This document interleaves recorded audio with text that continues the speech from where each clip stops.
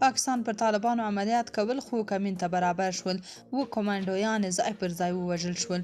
جزئیات هم دلته وګورئ او چینل هم سبسکرایب کړئ. د خیبر پښتونخوا په لکه مروت سیمه کې د مخالفو وسلوالو په برید کې و پاکستاني سرتیري وژل شوي او 6 نور ټپیان شوي دي.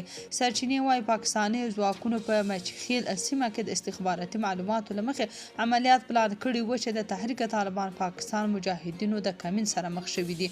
د تحریک طالبان فعالان وايي چې یاد عملیات د پاکستاني کمانډویانو لخوا کېده، خو دوی مخکې تر مخکې وغځول. د پوځ د رسنیو څانګې همدارنګه ادعا کړې چې په جګړه کې د پاکستاني طالبانو یا ټي ټي پي 8 وسلوال هم وژلي دي، خو طالبانو بیا د پاکستاني پوځ یاد ادعا رد کړې او وايي پاکستاني پوځ د خپل ناکامۍ پټولو لپاره داسې ادعاوې کوي. بلخوا پاکستان وايي د افغانانو د ایستلو وروستۍ نیټه د مارچ 21 ده او بدلون پکې نه راځي. د پاکستان مرکزی حکومت د پنجشنبې په ورځ اعلان وکړ چې له دغه هیواد څخه د افغان کډوالو د ایستلو نیټه وروستۍ ده او د یادې نیټې د غځولو پلان نه لري. پاکستان افغان کډوالو ته د مارچ تر 21 پورې وخت ورکړی چې خپل هیواد ته ستانه شي. د پاکستان د کورنۍ چارو وزارت ویلي چې د مارچ تر 21 بل دغه هیواد څخه د افغان کډوالو مهالویش په سختۍ سره عملي کړي.